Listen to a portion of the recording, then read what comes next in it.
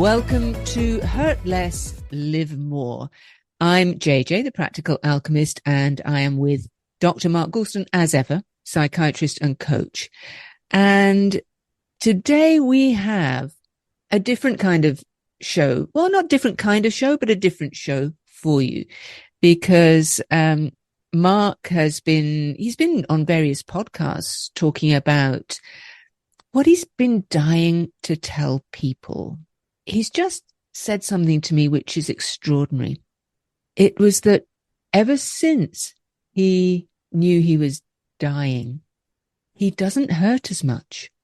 And that blows my mind. And Mark, really, you're so courageous right now. And we've been very emotional over this, and I'll probably be crying before the end of this show, and you might be as well. But tell us what's happening with you right now.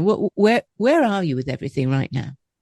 Well, I have to correct the introduction, because when you said your name, and you could say, and as ever, Mark Goulston, it won't be forever, JJ. That's okay. Let's just live with it. Don't rub it in, right? I'm rubbing as fast as I can, my friend. We're laughing, but thank heavens we are laughing. I know everybody needs a friend like JJ. Oh, well, I'll share something with you because we're going to go all over the place. I've been recording episodes. I don't know what I'll do with them, called "I'm Dying to Tell You," and part of the reason for that is I was a practicing psychiatrist for 45 years, and I always defaulted to one-on-one. People who ran clinics, who did research in depression and anxiety, and they'd send me their kids, and I'd say, well, why don't you send them to your university? And they'd say, well, we don't have your track record. None of my suicidal patients died by suicide. And I'd say, do you want to know how I do what I do? I even have a name for it, surgical empathy. And they say, if it's not evidence-based and you don't have a control group, we can't look at it. Well, why are you sending me your kids? Well, you have a better track record than us. So I always defaulted to send me your kid. I've never been an administrator. I never ran an inpatient unit. And so I never developed those skills. I've never developed the skills to create a clinic or anything like that.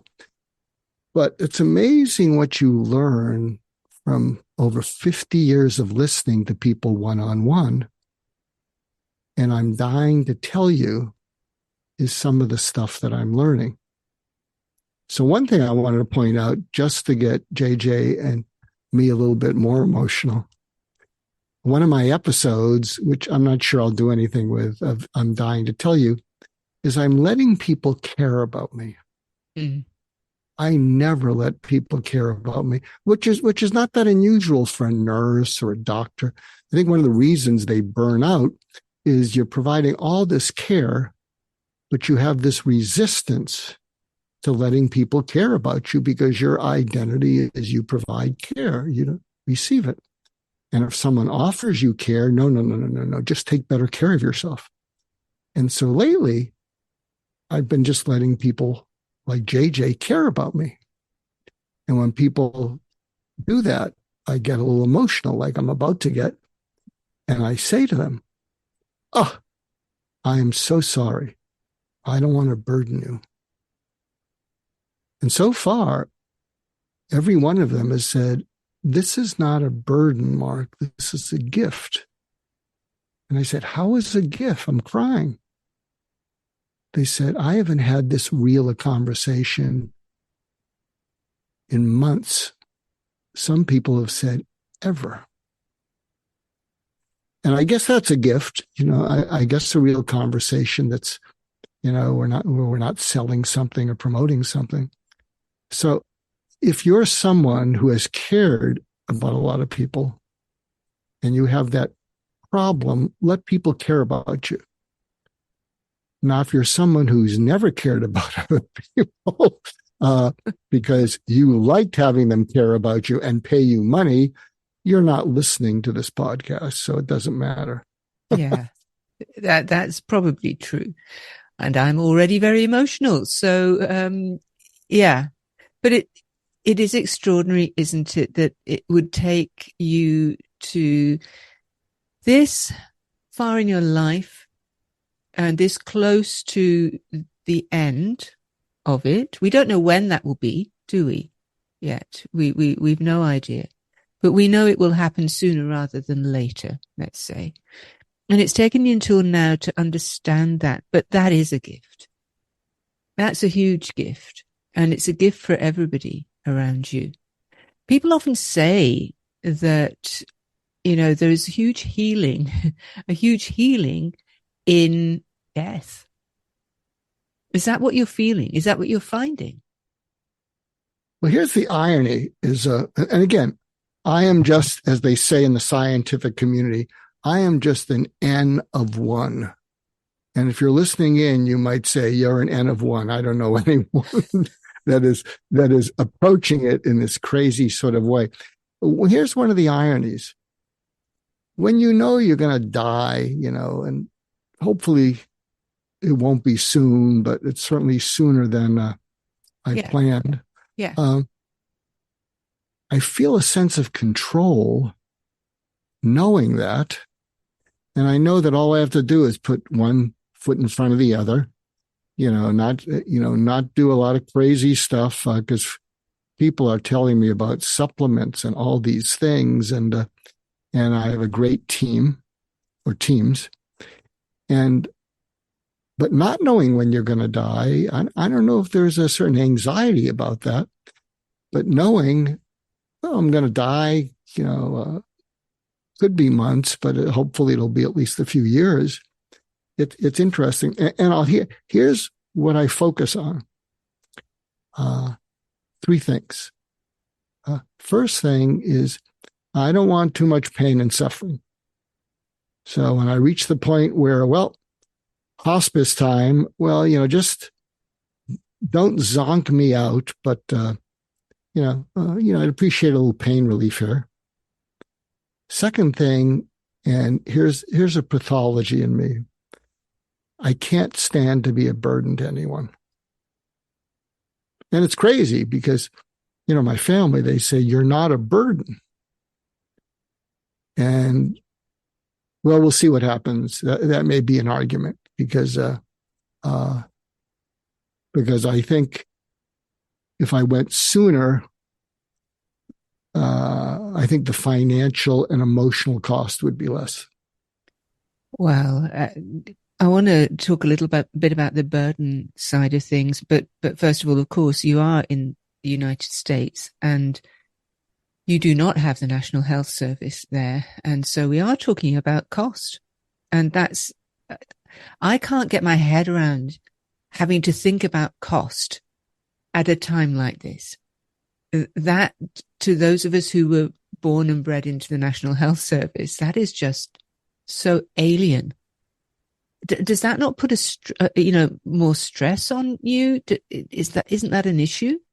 Oh yeah. Well,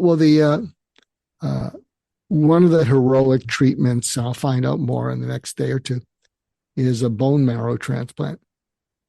And a bone marrow transplant, basically, they take all your cells out of your bone marrow. So, you're open to all kinds of infection, which can do you in.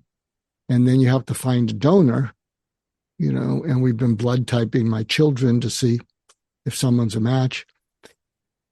And while you're in the hospital with the treatment for the first month, I believe there will be no cost. I'm on Medicare and whatever. After that, though, you need to be in a relatively safe place, which I think can be covered. But I think the costly thing is the 24/7 care, and it's probably at some level of nursing care. And so, I've kind of done the math. It's a minimum of 100 days. And the nursing care, kind of on the low, medium end, it would be $600 to $700 a day. Oh, yeah. So, so 100 times 600 is, it's not 700. It's not that 70,000, but it could be longer and it could be more. And that's probably more expensive because that's just the price of the care. That's not the price of the food, of their Of shopping. course. Yeah. Maybe having to pay for their transportation and Yeah. that sort of thing. And so, yeah, I mean, it would be a lot for, as I say, anybody here who's been born and raised in a free, free to point of, service system. That added extra thing to think about is just, to me, awful. But I want to get back to talking about this idea of being a burden. Now, as you know, Mark, I was with my mother in the last couple of years of her life, and she did need a lot of care, and we had carers who came in, all provided free at point of service. So people came in to look after her. She did pay for somebody else who came and did some cleaning, that sort of thing. And I was there with her pretty much 24/7. And if I couldn't be there, somebody else would take over. She needed, towards the end, she had dementia, and she was very, very infirm, disabled, and ultimately in a great deal of pain. But I would, for all that has gone on between me and my mother, and for all our relationship, it was a precious time. And I would never look on that period as her being a burden. Never. It wouldn't even cross my mind. Yeah, well, I think I'm a little bit crazy about this because I have grown children with young children, and when I watch, and they're full-time working, and when I just watch all of what's going on, I don't intrude because I watch of what's all that's going on, and my wife is there like 24/7, and I wonder at what amazing mother and grandmother she is. But she's become rather necessary to them. Now, I imagine all that can be replaced, and my wife can be such and such, but she's not that young either. So here's the other thing I want to share, because my greatest challenge is my mind races ahead. And the main area where my mind races ahead is the burden area. If I know it'll all be taken care of and they can visit me at their leisure, I think I'd have even more peace. As it is, I'm fairly peaceful. And here was an interesting observation I had, because I'm not particularly spiritual, and people say, Mark, you are spiritual. You may not understand the word. Yes, exactly. I would agree. I say, look, I'm a little bit humanistic. I don't get this spiritual thing. But here's the weird thing. And, maybe it'll change. Because I'm such a caretaker, I don't exist in my life or in my future, because I live only to help people live in their life and their future. Yeah. So it's an odd thing. I mean, that's why often if people say, well, what can I do for you? I've never had an ask. It's just take care of yourself. And if what we've talked about actually helped, just do it. And, let's keep getting you better. And so, I mean, listeners will say, he's in denial. Well, you might be. It could be. You might be. It could be. Yeah, but but I'm learning amazing things. Here's the first thing I learned about, this is my first episode of I'm Dying to Tell You. It's called Michelangelo Dying. Right. And there's a quote about Michelangelo that he saw the angel in a piece of marble and he carved till he set it free. Mm. And Michelangelo dying to me is one of the ways I recognize what's important in life, truly important, is I'm recognizing what is truly unimportant. Mm-hmm. And I've just lopped it off. It is so clear to me what's unimportant. And when you can lop off what's unimportant, what is important, it's like the angel and the marble. I mean, it just speaks to you. Yeah. And for me, by the way, what I'm learning is, and again, I wouldn't listen to me 5 years ago, so I wouldn't listen to me if I was younger and I got to make a living and all that. And apparently I don't have to make a living, that we're okay. But what's important is your friends and family and people you've cared about and allowed to care about you. Things matter zero. Absolutely. Now, that said, I think it's good to, watch a good, funny movie. I mean, I might have to go back to Monty Python or something. Oh, nice one. Yes, definitely. Yeah. Rewatch all of those before the time comes. Definitely. Yeah, absolutely. And but that was one of the things that I learned. Here's something else that I've learned. Try not to be reactive, or try not to act when you're reactive. What I realize is that the majority of people in this world, something happens and they get reactive. And when you're reactive, the chances of making it worse are almost 100%. Now, sometimes if you're in a relationship, you get reactive, you vent, she vents, whatever, you say words, and then you have makeup sex, but you don't resolve anything. I mean, the next day you say, oh, we dodged the bullet. The meter goes back to zero. Let's just keep going along until it happens again, and then we'll rinse and repeat. And my advice to people is, whenever you're able to be proactive, be proactive. I've modified a famous quote. Hindsight is 20/20. Foresight is a unicorn. Unicorns. Now, there's the thing. We know, those of us who know me know that I am very much in favor of unicorns and use them as my emblem. On that note, we are going to go to a break right now. We're going to hear some messages from our station sponsors, but we will be back right after this for more from me and Mark. UK Health Radio, the station that makes you feel good.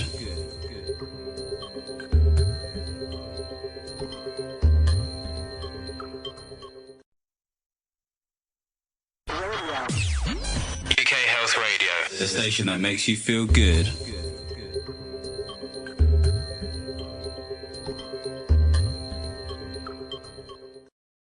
And you're listening to Hurt Less, Live More here on UK Health Radio with me, JJ, and Dr. Mark Goulston. And we are talking about unicorns and some of the lessons that Mark has learned as a result of where he is in his life right now. And I was just reflecting during the break that some of the things that you're talking about, Mark, are things that they're lessons I'm learning. But there's one thing learning the lesson, and it's a whole other different story actually putting those lessons into action. Are you finding that you're able to put these lessons into action now? Oh, much better. So I'll give you an action that you can do. For me, whenever I'm reacting in my mind, I just notice it. I say, you're reacting. The chance of you making the situation better is zero. I've also given myself the right that when other people are reacting, when other people are venting, I don't engage. I just walk away. Yeah. And they can have the last word. And that's okay. And I just walk away instead of feeling like I need to be there. I need to let them get it all off their chest. And something I'm discovering about a lot of people who are reactive. Many of them are not teachable, but they are trainable. And when you just walk away calmly, they get the message without you having to give them the verbal message. Yeah. So here's another life lesson. Before you let people into your life, a business partner, someone you hire, someone you have to work with, a mate, getting married, steer clear of people who tend to be entitled. Yeah. Oh, they will just suck the life out of you. Mm-hmm. That is And so one true. of the ways, and here's something you can put into action. One of the things I've observed, and again, the universe is teaching me this every day, is that one thing that nearly all entitled people have in common, and you can think of some of the leaders in the world, and don't have to use your imagination too much, they seem to feel like they have the right to be disappointed in you, but you don't have the right to be disappointed in them. Yeah, we forget that, don't we? We do. Yeah. And if you express disappointment towards someone who feels that way, they go ballistic. Yeah. They yell. They fling ultimatums. Well, let's just cut the whole thing off. Well, let's just break up. Let's end the partnership, whatever. So again, the more proactive you can be, which is a unicorn, the better. And so before you engage in any kind of a relationship, and your bosses may not allow this if you're a consultant or a salesperson, the customer is always right, even if they're difficult. Wherever you can do it, I would say to the other person, hey, I'm looking forward to seeing you. I'm looking forward to working with you. I hope you feel the same. I think this is has the chances of really working out for both of us. But let me ask you, going forward, there are going to be times when we're each disappointed in each other. And I'll certainly want to hear when you're disappointed in me because you're the customer or client. And I will do everything, and we will do everything we can to fix that. But going forward, when my company and I are disappointed in you because, you agreed to something and you're just not doing it. It's not going to be successful if you agreed to something, we need something from you and we can't find you. So in the event going forward that I'm disappointed in you, how do we handle that mutual disappointment without it turning into an argument? It's a very revealing question.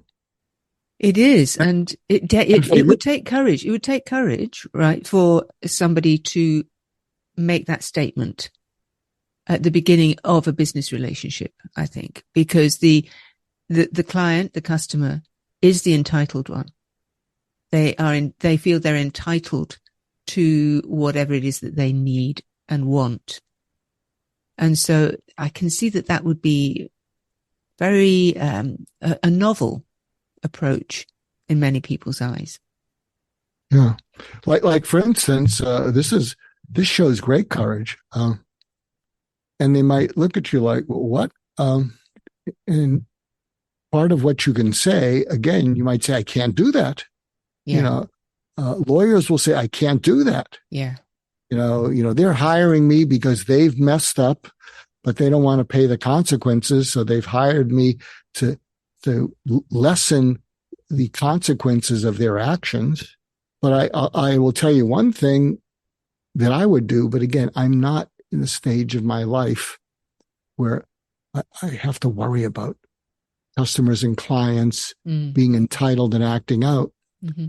If I was a lead person and I was going to sign them to someone on my team, one of the things I say, going forward, I select the best people on my team. Our selection process is that they're competent, they're responsive, they're responsible, and they work hard. And for me, it's a non-starter if you treat any of my team disrespectfully ever. You can be frustrated with them. And if you are, take it out on me. And then we'll see what we can do. But that is a deal breaker for me. Yeah. And if that's not acceptable to you, then, I just suggest you go work with someone else. Yeah. So it's sounding to me that far from the news that you've received giving you fear and concern about what's going to happen, what you're going to leave behind. Well, you're always concerned about what you're going to be leaving behind you. You're always concerned about your legacy. And I know that you absolutely dedicate yourself to helping people.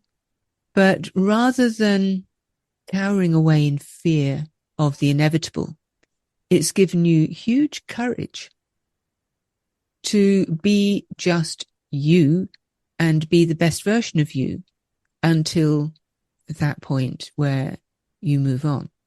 Does that sound fair? I think that's exactly it. It's what I need to do is ratchet back on my glibness, because it's you have a crazy sense of humor, and if the universe is telling me every day, I mean every day, you got to get this out to the world. I don't want to distract from the message. So here's something I'll share that I'll probably do a recording of. Mm-hmm. I think part of the urgency is the universe is saying to me, Mark, would you like to leave the world better than you found it? Heck yes. Yeah. Mark, you understand things that could leave the world a little bit better than you found it. We're not going to guilt trip you, the universe says, but when stuff comes to you, would you find a way to get it out there? And I say, I'm on it. Also, part of the urgency is the treatments that I'm facing. One of the side effects of most of them is confusion. Okay. Yeah. Which goes away if you survive the treatments. Mm-hmm. And my mind by far is the most alive part of me. Wow. That's why I love our conversations. So here's something that I'm going to share. I'll probably do another episode if I'm dying to tell you, because I am a little bit mesmerized by the lack of leadership in the world, not just in America, but everywhere. Mm-hmm. And so what I realized this morning, every night at about 3:30, I wake up and I write down 5 episodes, because, one of these evenings I'm not going to wake up. So I feel a little urgency. And so this is what came to me today, fresh off the press and jump out of bed. Well, I didn't actually jump out of bed, but limped out of bed. You sort of slid off the bed. I slid out of bed, but I didn't hit the floor. So it was good. It was I saved myself. So here was my thought about leadership, especially in America, but it probably applies to Great Britain. I think it doesn't matter what our leaders, our candidates say. It doesn't even matter what they believe or not believe. Some will believe I won an election when they didn't. The most important thing that we need to get out is, tell us how you came to believe that. What? Yeah, what did you consider and what did you rule out? Did you consider any facts? Do you believe in any facts? And I think if the public could see revealed how they come to conclusions, how they think. I think this would be great in a town hall meeting, when you discover that there are some that actually think things through, but there's a lot who have a certain amount of charisma who don't think through things through at all. They have very little understanding, and their understanding is based on what they choose to believe. Yeah. Yeah. The decent ones, their understanding may be based on their very wise advisors, but they listen to their advisors. Yeah. And I see the legal profession, especially, the pundits, reacting to what they said, what they did, and what's the counter. It's like 100% transactional. But now maybe I'm different because I kind of like to know, what led you to, I'm not telling you you're right or wrong about what you believe, but what led you to believe that? What were the steps? Yeah, right. Then you can compare in your mind, well, they followed decent steps. And I can see how they came to that conclusion. But we have the right to surface the steps they followed. And if they default to, well, I have good instincts. I trust my instincts. My gut told me this, and I believe my gut. And if they just explain that, then even if you're really in favor of them, we might pause to think, that's how they came to what they believe? Yeah. Yes. Does that make any sense? But we don't see that. We don't see that kind of inquiry. No, we don't. I'm always talking about the lack of critical thinking. And by that, I mean something similar. It's that lack. Yeah. It's the lack of, as you say, inquiry, as you say in America. Yeah. And it drives me insane. I have to say that it really drives me insane because I'm getting to the age now where I sit and shout at, the screen and shout at the radio in the car. Oh dear. And become reactive because I can't believe what I'm hearing sometimes. And I just think, well, how did you get there? How did you get there? But we're just we're gonna go for a break right now. We'll come back to that after we've heard a few more messages from our station sponsors. That right after this. Hold that thought. UK Health Radio, the station that makes you feel good.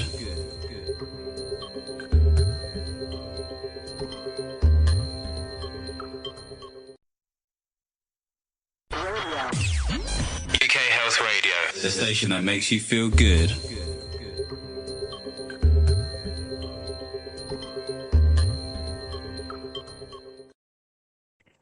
And you're listening to Hurt Less, Live More on UK Health Radio, the world's #1 talk health radio station, with me, JJ, the Practical Alchemist, and Dr. Mark Goulston. I was nearly going to say there, Mark, me, JJ, the reactive Practical Alchemist, because I have been a bit reactive lately. Some would say I don't blame you, but I think you might have some help to hand for me to just help me through all of this, because it seems to be like daily we're bombarded with things and we just think, what is this? Why? So yeah, I'm sure that you've got some wisdom to impart. Well, I'm going to impart something, and then you and our listeners can be the judge of how wise that is. Something I've been a real fan of my entire life is what I call experience near language, which means when you hear it, you can feel it as well as understand it. Love it, yeah. Versus experience distant language, in which there's a little bit of abstraction or jargon going on, and you can hide behind it, but you're not quite present. So to me, the concept critical thinking is experience distant, whereas saying to someone, hey, how'd you come to believe that? That's more experience near. When I used to work with suicidal patients, yes, you can say, have you been depressed? How long have you been depressed? Have you thought of hurting yourself? All things you have boxes that you're supposed to ask and check. And I can understand that. I may have gotten through to them because they'd sit down and I would ask questions like, where does it hurt most? And when it hurts most like that, what's that like? Tell me about a time when it hurt so much that you would have done anything to relieve it. And I mean anything. What did you do? Why didn't you do that self-destructive. But can you see how that's slightly different? Yeah. Than how long have you been depressed? Have you had thoughts of hurting yourself? Mm-hmm. And so, I'm really keen on that, because as soon as we use experience distant language, there's a mutual, not collusion, not conspiracy, but a collusion where we can smile and not really engage with what we're talking about. Yeah. It lets us both off the hook. Mm-hmm. And unfortunately, that's the language of Western civilization, because Western civilization wants to run away from feelings. Just doesn't want to feel them. And so they will convert them into something intellectual. They'll act out on them. They'll go get drunk. And so Western civilization does a amazing job of saying, just staying away from how they feel. Like if you were to say to me, and we're recording it, how are you really doing, Mark? Yeah. Do you want me to ask you? How are you really doing, Mark? Get your Kleenex. Oh, don't. No, seriously, how are you really feeling? Letting myself feel cared about by people like you. I cry because of how alive I feel. And letting caring in and not worrying about whether you're burdening someone else, and the other person actually sometimes seeing it as a gift because it's just so real. And I don't think I'm burdening you as I'm sharing this. Not at all. Not at all. Well, it's because we care about each other and love each other. And it's a different kind of aliveness. I mean, it's the last thing on my mind right now would be to go see a video game. Right. Go run to something to distract me. Mm. Go check little videos on TikTok or Instagram, which are entertaining, and I'll look at them. Mm-hmm. And those can be entertaining and exciting, but they're an escape from feeling alive. Mm.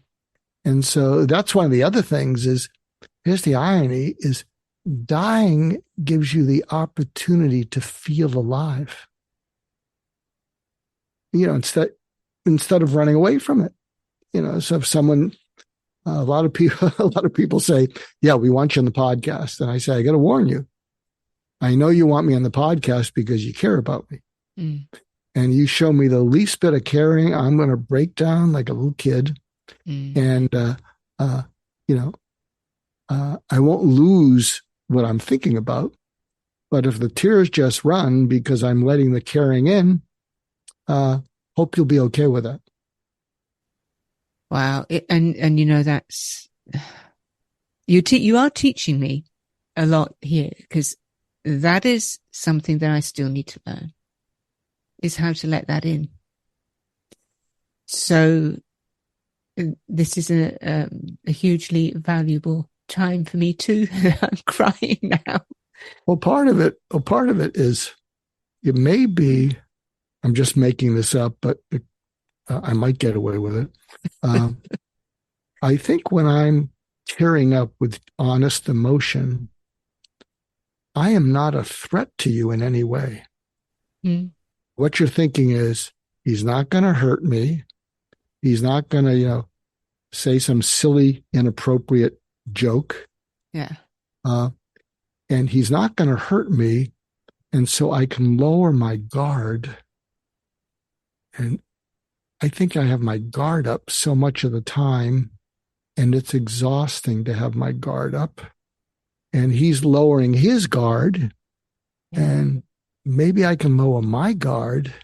And what I'm realizing is I got to do more of that. Where I am in my life, when you were a younger reporter and journalist, especially when it's not about you, you weren't allowed to have a voice. No. Of course, you had to have your guard up because you had to be British and professional. Yes, exactly. I'm learning an awful lot about letting that go. Yeah. But can you track with that if I'm emotional and it's not scripted, what you're feeling is, yeah. Yeah. But then, of course, what was going through my head as you were saying that was I was going to be flippant. My immediate reaction was to be flippant. Well, you can do that and say, that's if I'm thinking about anything, Mark, if I'm thinking about anything at all, which I'm probably not, but yeah, you're right. You're right. Subconsciously, that's what's going on. And I think, of course it works. It does work two ways. It's the lowering of guard on both sides, but somebody has to make the first move, right? Yeah. And if we ever wanted to give an example of hurt less. Look, and I'm not discounting all the things you can do to, pump yourself up, to all the supplements, all the wonderful things that UK Health Radio and its sponsors offer. Yeah. And I'm not against feeling good from the outside in. What I'm just sharing is, but again, I'm a little bit of a nutcase this way. It's no match for feeling good from the inside out. No, absolutely. I completely agree. It's an inside job. Yeah, it's a very powerful thing, that lowering of guard. And, I've been, like you say, a lot of us are trapped inside this persona of professionalism and having to be the one who does all the caring, the one who, keeps everything going, spins all the plates. And, we think that everything's going to, we think there's going to be a catastrophe if we let all that go. And actually the opposite is true. Yeah. I'm not saying that, certain things might fall apart, but maybe they need to fall apart, right? But there is a huge courage in letting these things go and just being you, raw and real, and allowing people in.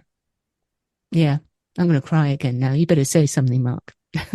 Well, I'll share an anecdote. I hope we can fit it in. I used to do house calls to dying patients, help them make peace with their lives when they weren't at the end. And there was one person I was seeing who was a huge international icon, loved by the world, hospitals named after him. His personal life, multiple marriages, some kids on drugs. So that's not an unusual profile for some of these people. And when I met with him, he liked that I could be direct. And I said, you look like crap. And I don't think it's because you're dying. You've been dying as long as I know you. What's going on? And he said, I don't think I've ever done anything important in my life. And I said, what? You've got all this, the world loves you. And he looked at me, and he was known for his wry sense of humor. And he smiled. He said, I've got all the love that money can buy. And that's all it's worth. He said, everything that I thought was important isn't. And everything that I thought wasn't important is. And I've run out of time to fix it. Yeah. Wow. And when I do these, I did a bunch of these house calls, and not everyone was that thoughtful, but, when I would leave, I'd be a little emotional, and I'd say to myself, Mark, hold on to that. That's the wisdom of the universe. And it's just ironic because I'm doing my best to live, informed by some of the things that I learned from some of these people who wish they could have done it a little bit different. Yeah. And it brings us back to what you were saying at the beginning of the show about just letting go of what isn't important. Just chucking it away, throwing it away. And there's a lightness that you feel as well. And this is probably what you're feeling at the moment too, is a certain lightness. You are not burdened by all this stuff that you're holding on to anymore. Does that sound right? We're really in sync, my friend. again, though, it's like, if whoever's listening to this, my wish for you would be that it doesn't take you until you're coming to, the end before you realize this. Let's all take some steps before that point. But, hey, if this is when it happens, be grateful. Yeah. Let me ask you, how are you doing now? Well, do you know what? I have been very emotional through this conversation. But it's been great to verbalize some of this, and it has been enlightening, in that, very, profound sense. It's been a great way of me, allowing myself to shed some of this stuff that I still have to shed. I still have to let go of, and allowing people to care for me, because I don't know that I'm still any good at that, Mark. I just don't know if I am. Well, don't wait till it's too late. I won't. Yeah. And we can do these intermittently, right? Into the yeah, and these shows, especially if listeners say, "Hey, we'd like to hear more of that," or yeah. And look, and we're here to serve you if you listen. Although I must say, as JJ and I have developed a friendship, I think we're here to care about each other. Absolutely. We hope we serve as a role model for you out there about what it looks like. What it looks like. We hope we're demonstrating it. I mean, it's not scripted. Whatever comes out, comes out. Far from it. Far from scripted. Yeah. I hope that that's the case too. And I'm just looking at the clock, and this seems like a pretty good place to wrap it up for now. What do you think? Yeah, I think this is a good place for a bookend that has written on it "to be continued." Yeah. Absolutely. To be continued. Well, yeah, Mark, as ever, it's been a privilege to spend time with you. So I thank you. I thank our listeners. We both thank our listeners for listening. I know that both of us hope that you will all have got something from this. We'll be back with more another time. So come back and hear some more from us and our guests who we have on regularly. And until then, it's goodbye from me. And all I'll say is be real. What do you reckon, Mark? Let's even with our guests, I think we do a decent job, but let's make sure that we do the best to be real and maybe inspire people who listen in to give it a try. I love it. I love it. So join us again for more of this. Keeping It Real with JJ and Dr. Mark Goulston. Bye for now.